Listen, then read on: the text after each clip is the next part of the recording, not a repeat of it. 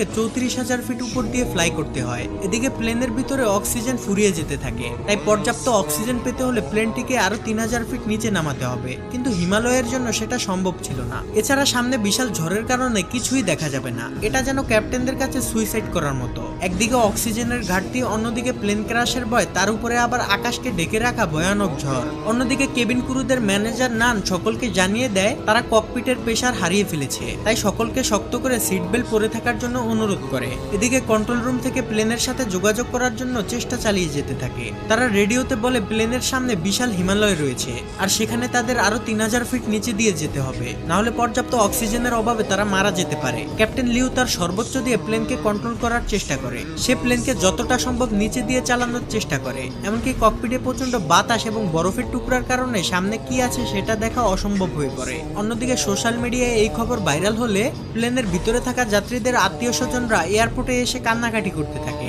এদিকে প্লেনের মধ্যে থাকা যাত্রীরা তাদের ধৈর্য হারিয়ে ফেলেছে। তাদের মধ্যে একজন প্লেনের কি হয়েছে সেটা দেখার জন্য ককপিটের দিকে যেতে থাকে। এটা দেখে কেবিন ক্রুরা তাকে বাধা দিলে সে একজন এয়ার হোস্টেসকে খাবারের টলি দিয়ে আঘাত করে। তখনই সেখানে কেবিন ক্রুদের ম্যানেজার নান আসে আর বলে, আমরা সকলেই জানি তিব্বতে ছোট বড় কত হিমালয় রয়েছে, আর এখানে প্লেন নিচে নামানো ঝুঁকিপূর্ণ, এতে প্লেন ক্র্যাশ করতে পারে। যাই হোক না কেন আপনাদের পাইলট এবং আমাদের উপর ভরসা রাখতে হবে। এই সকল সিচুয়েশনের জন্য আমাদের সর্বোচ্চ ট্রেনিং দেওয়া হয়েছে, তাই আপনারা যদি এভাবে বিশৃঙ্খল করেন তাহলে আপনারা নিজেদের মৃত্যু নিজেরাই ডেকে আনবেন। নানের কথা শুনে যাত্রীরা কিছুটা শান্ত হলেও তারা প্রচন্ড ভয় পেতে থাকে। এদিকে ককপিটের মধ্যে লিয়াং যতটা সম্ভব লিউকে গরম রাখার চেষ্টা করে, আর লিউ জ্বরের মধ্যে দিয়ে সর্বোচ্চ চেষ্টা করে প্লেনটিকে সামনের দিকে এগিয়ে নিয়ে যেতে থাকে। অন্যদিকে লিউর স্ত্রী তাদের মেয়ের জন্মদিন পালনের জন্য খাবার তৈরি করছিল।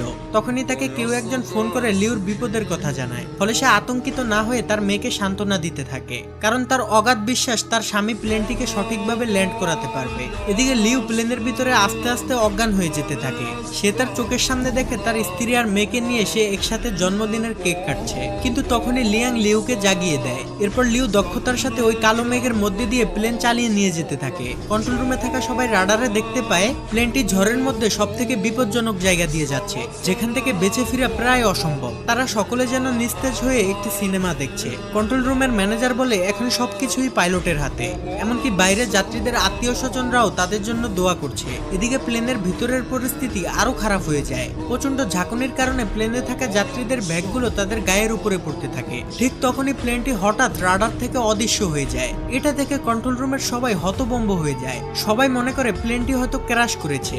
সবাই প্রচন্ড ভেঙে পড়ে। কন্ট্রোল রুম থেকে তাদের সাথে যোগাযোগ করার জন্য সর্বোচ্চ চেষ্টা করে, কিন্তু এতে কোনো লাভ হয় না। তারা সকলেই বুঝে যায় প্লেনের ভিতরে হয়তো আর কেউই বেঁচে নেই।